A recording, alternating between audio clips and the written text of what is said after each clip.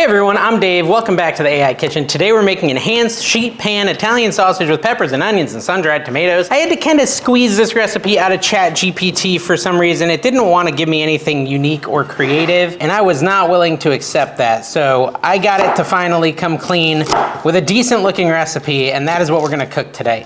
Now what do I mean? I have to explain this in every episode, guys, because otherwise the channel makes no sense. When I say ChatGPT, I literally mean that when I cook, I go and I ask AI, artificial intelligence, or ChatGPT to come up with a recipe. I've been doing it for like a year now. Earlier I was just searching the web for recipes, but I decided, to stay with the trends, stay with the now, we should do AI. It's more interesting anyways. We get to see if AI actually comes up with good recipes. Well, this time I asked it to create a recipe that was gonna be an easy one sheet type recipe. Somewhere we could throw all the ingredients in one pan and just cook it and have something amazing. And while it wanted to have a boring recipe, I did finally get something unique that I don't think anyone's tried before, because a lot of what it was giving me was stuff that I'm pretty sure I've seen recipes for on the internet a million times. So I didn't want to go that route. So let's get the ingredients prepped. First off, we're gonna need peppers.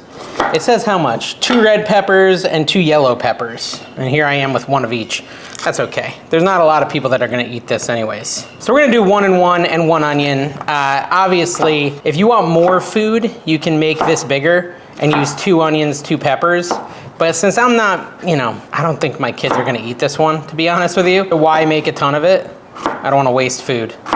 But the idea is the same, right? Just make a little more, make a bigger recipe if you so desire. What's this say? It says sliced peppers, sliced? Sliced, so actually I'm already doing it wrong. That's me not following the recipe. I'm not a professional cook, guys. I just do this for fun. Not even the main thing I do. It's just something I enjoy doing. Although it'd be great if I was a pro cook, but I don't think that's gonna happen anytime soon, as you will see from my terrible strategy and terrible technique. So slice up the peppers. I'm gonna do 1 red, 1 green. You can do 2 reds, 2 greens. You can do a red, a yellow, a green, another green. Whatever you want, the world is your oyster. What does it mean to slice a pepper? Am I overdoing it just with that? I cut the heads off these cloves of garlic. It says to use 1 head of garlic, but these are tiny, so I did 2 heads of garlic, and I cut off the tops like that. So it says you're supposed to have that like that, because we're gonna roast that garlic. Now, next you're gonna take an onion. Are we slicing or dicing? Slicing, not dicing. So what is the right way to slice an onion? Do you do it in half first? I don't really know. That's what I'm gonna do. I'm gonna do it like that, and I'm gonna do it like that, and we're gonna call it sliced. So sausage and peppers, one of my favorites. We have it all the time at our house, but we're always doing it like a very simplistic way, right? We're literally just taking onions and peppers and some sausage and throwing them on a pan with salt and pepper, and then we just eat it an hour later. So I like the fact that it went to sausage and peppers as a recipe idea, because it is a good 1-pan recipe. But I wanted to do something new, something unique, something that'll be a little more adventurous and provide us with a little more flavor. And that's why we've added things like sun-dried tomatoes, some feta cheese. There's gonna be some interesting stuff in here. The last thing we need to chop, I believe, is some sausage. Now, it says Italian sausage.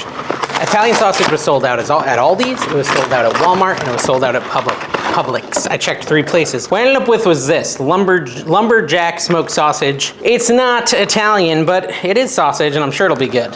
It says 4 sausages, which is, well, I got 6 here. So I'm gonna, again, since I cut down the other ingredients, I'll probably cut down these and just do 3, and I'll save the other ones for a future meal. But 3 to 4 sausages, these are also enormous. It says cut them into 1/2-inch slices like that. So, they're more bite-sized. And you can leave them whole and like nestle them in the vegetables if you want, but I thought, let's chop them up and really get them, like, well, we're gonna do like a bunch of seasonings, so we can mix them in with the seasonings, and that should add a bunch more flavor to it. All right, I think that's all our chopping done, I think.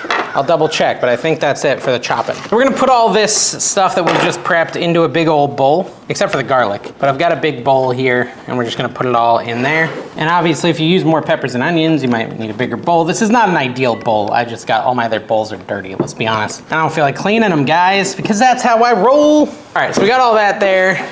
Oops, rogue sausage. Now I'm gonna add in sun-dried tomatoes. It says not in oil. I couldn't find not in oil sun-dried tomatoes, so we're gonna make do with in oil sun-dried tomatoes. How much do we need? 1 cup worth of these. Now what I can do is I can try to de-oil them with like a paper towel. I don't know, that might work. Alexa, do this part for me because it seems awful. Oh my gosh, there's so much oil too. Hold on, let me drain this oil. So I just drained a bunch of the oil. Now let's do this. I think it's gonna be the whole entire thing. So I'm just gonna pour it out onto a paper towel, and then I'm gonna use a paper towel to try to squeegee out the oil. This is when everyone goes, oh my gosh, I can't watch this guy. He's doing this all wrong and he's a slob. Ugh. It's true.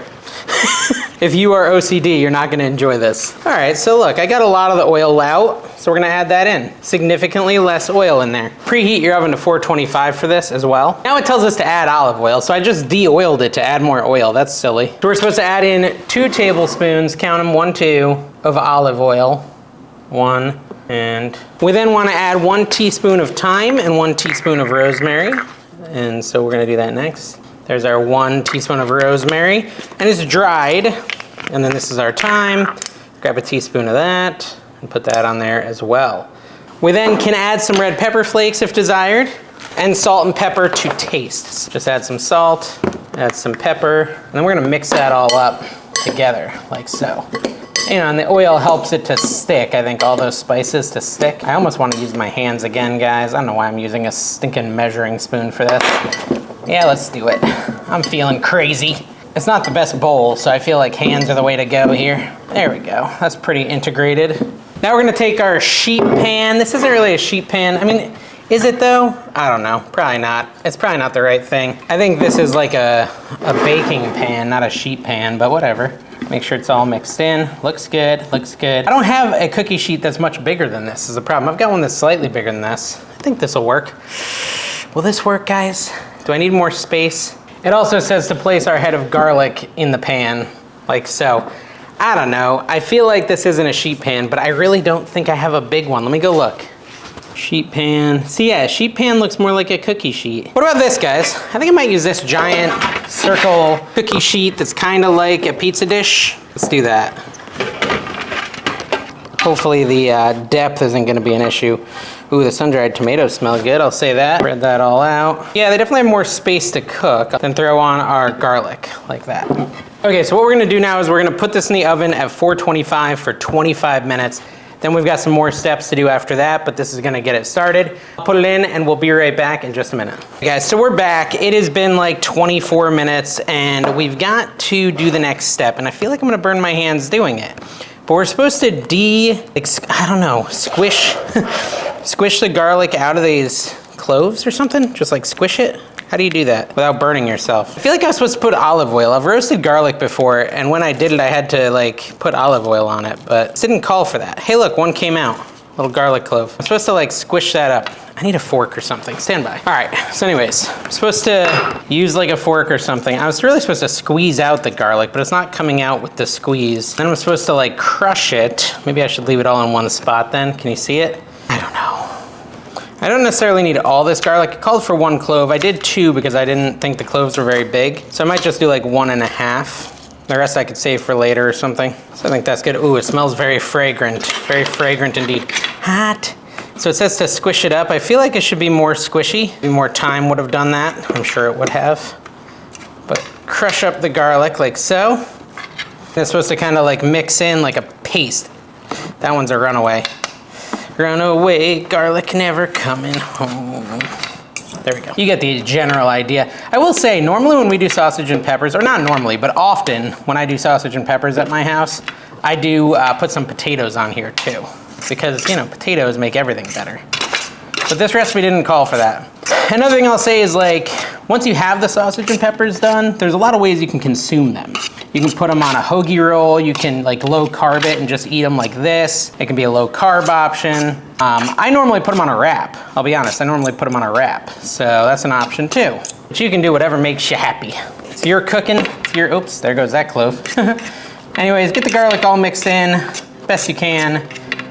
Should be good enough, I think. And then add in 1/2 cup of feta cheese. What's better than feta? I don't really like feta usually, but you know what? I'm gonna follow the recipe. This is a 1/4 cup, so you know what? Maybe I won't do the full 1/2 cup because I didn't do the correct amount of everything else. I did like a little less. So I'll just do a little bit less, make a mess, mix that into, and then it goes back in the oven for 5 more minutos. It looks pretty good, honestly. It's pretty good indeed. So let me spread it out. 5 more minutes in the oven, and then we're gonna taste it and see how it came out. All right, guys, this is done. This is done. I read through the instructions again. I might have done it a little backwards, but that's all right. Maybe I should have only done it for 20, then put the feta and the garlic. But to be honest, I like mine a little crispy when it comes to peppers and onions and garlic, or sausage and peppers. What are we cooking here? So let's just try it. We're gonna try it as is, like as a low carb dish, and then I'll put it on a wrap, which is how I normally would eat something like this. Hopefully this doesn't burn my mouth. That's nice. It's like, it's almost aromatic in a sense. Look at me, am I sounding fancy? I'm not trying to. But that is the first word that came to my head when I was thinking about it. And I think it's that sun-dried tomato that's adding that little pop of aromatics. I don't know.